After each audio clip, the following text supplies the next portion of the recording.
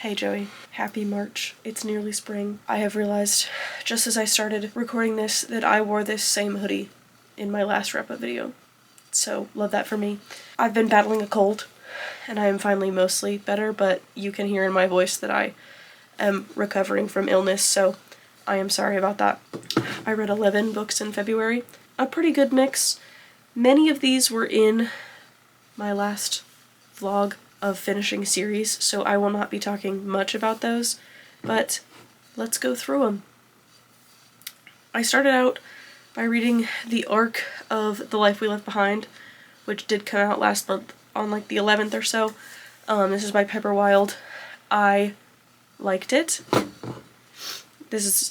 think that this is a debut. I gave it 4.25 stars. It is a like second chance return to small town sort of situation. So like childhood friends, the lovers, they were in love in like high school, and then something happened. She's now a single mom. It's his child, but he doesn't know about it. She thinks he knows, but he doesn't. Things ensue. It was a good time. But yeah, I gave that 4.25 stars. And then I read Once Smitten, Twice Shy by Chloe Leese. I love Chloe Leese's books. I loved this one. The copy I got has these beautiful little art prints. King in his kilt. And cuties having coffee. Love them. So, yes, this came out last month. Came out in January? Came out in January. Oh yes, okay, I gave this 4.5 stars. It probably would have been a 4.75, which I know is pedantic, except right at the end, something happened. I don't want to spoil it, but it did feel out of character and out of left field, and that did drop it a quarter star, because I was like, what are you talking about? But I did enjoy it. I enjoyed that series. I think I liked Two Wrongs Make a Right? No. Two Wrongs Make a Right is the first one. I liked Better Hate Than Never, book 2, with Kate and Christopher the most, I think. But, yes, I enjoyed that. Gave it 4.5 stars. Then I read Kingdom of the Cursed by Carrie Maniscalco. I audiobooked a fair bit of this. I audiobooked a bit of it. I read a bit of it. This series is messy. Messy. And I like that. There is spice in this book, despite the fact that it is shelved as YA and published by good ol' Jimmy Patterson, which I think I've gone into before, my feelings on all of that. I classify this series as new adult in my brain, but I am not a publisher nor a bookseller. I gave this 4.5 stars as well. I liked this one better than the first one, marginally. I'm excited for the last one. That's really all I have to say about that, because it's the second book. I can't tell you much about it. Ready or Not by Cara Bastone. I purchased and read this because I got the arc of her new book that just came out yesterday for my current time frame, and so I wanted to read this first. I had heard great things about this. That's the reason I applied for the arc for Promise Me Sunshine. And so I bought this, and I read it, and I tabbed some of it. Only the middle. How strange. I threw some tabs in there as I felt necessary. I loved this book so much. I gave it 5 stars. She gets pregnant from a one-night stand, and he is her best friend's brother, and he steps up to like be her advocate and be her friend and be someone who sees her as more than just like a girl with an accidental pregnancy. And because her best friend is going through some stuff, and so she can't be there for her, so Shep is there for her and like goes to her appointments and supports her, and it's so beautiful. And I loved it so much, and I ended up finishing Promise Me Sunshine in March, so that is going to be in my March wrap-up, but it is maybe the best book I've read all year. It is definitely the best book I've read all year. It may be my best book of the year. I devoured both of these. I loved them so much. Everyone should read Care Bastone. Anyway, I then read Fireline. We're starting the books that I finished while I was reading that, while I was making that video. Fireline by Maggie Gates I gave 4.5 stars. I enjoyed it. I talk about it more in that video. Then The Beauty of Darkness, the last book in the Remnant Chronicles series, I gave this also 4.5 stars. I like the series. I think people should read it. I'm excited to read the Dance of Thieves duology soon. Then I read Ruthless Vows. I gave this 4.75 stars. I anticipate a reread of this series next year. I think that it is beautiful. Then I listened to Emily Wilde's Compendium of Lost Tales. I love this series. I then late stage DNF'd Game of Thrones. I had gotten to 70%, and I literally could not keep reading. This book is not for me.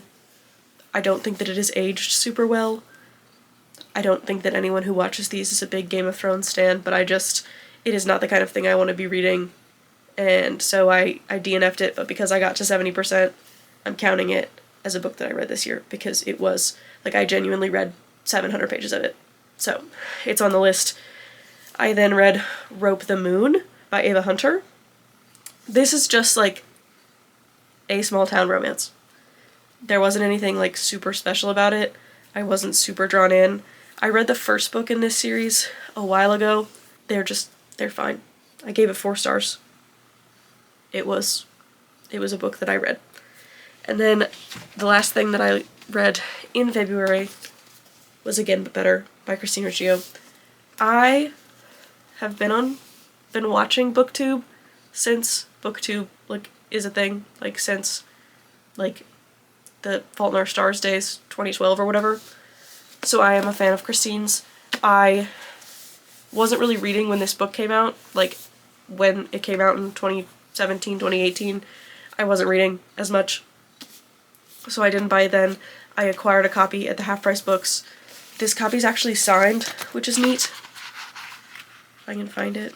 It's really not that deep, but this copy is signed. And so I was looking through my library to figure out if there was a book that was available for me to listen to, and Again Better was on there and ready to borrow, and I was like, great, cross it off my TBR, I've been wanting to read this book. I thought this book was a coming-of-age story, but about a girl in her 20s.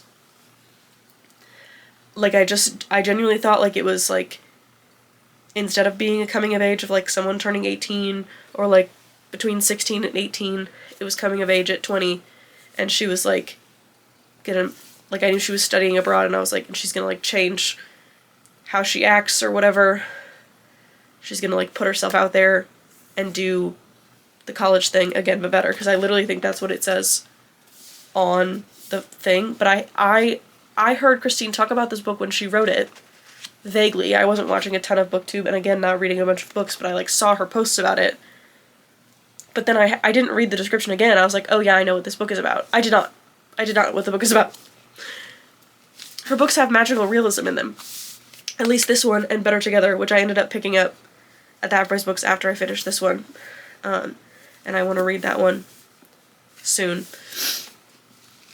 But the first half of this book is the coming of age story in her 20s, and then there's magic involved, and I wasn't prepared for the magic. The magic started and I was but it was a really good time. I really liked the way that it was written. I gave that 4.25 stars as well. So that was just a quick wrap up of what I read this month. Things I am going to be reading this month. I already talked about Promise Me Sunshine, but I already read that, so it's kind of cheating. Wild Side by Elsie Silver. I'm going to be getting to, also coming out this month. I just got the ARC a couple days ago for Beautiful Exile by Catherine Cowles. That comes out on the 18th, but I will be reading it ASAP. Sunrise on the Reaping. Might be reading that as a buddy read sort of thing with one of my friends, or maybe several of my friends. And then Everything is Tuberculosis by John Green comes out. I have 2 copies of that book on order. Anyway, but I also might buy the audiobook because I'm pretty sure that John reads it. I might be making that up, but I really thought that he said that he was the one recording the audiobook for it, and if he's the narrator, I will probably buy that and listen to it, because I'm going to an event, whatever, it doesn't matter. Everything is TV. So those are all like new releases that are on my radar for this month. As far as stuff that's just like lingering around, I'm really just mood reading right now. I'm trying not to buy too many new books that are not new books. I think I might finally get my copy of First Time Caller by B.K. Borison this month. Might read that. That's also a new book, so I don't know why I brought it up. Might try and finish the Kingdom of the Wicked trilogy. I don't really know what I'm feeling, but those new releases are definitely on my radar. I might film another one of those finishing series I'm in the middle of. If there are series that you, Joey, know that I'm in the middle of that you want me to finish, let me know. Anybody else, if you've seen me read things and you want me to finish some series, I really should, but I think that's all I got. That's all she wrote. So, read Anything and Everything by Cara Bastone. That's like flashing lights. Please go read anything, buy her books, praise her on social media. I think she's fantastic. If you like Emily Henry, you'll like Cara Bastone, I think. If you like Abby Jimenez,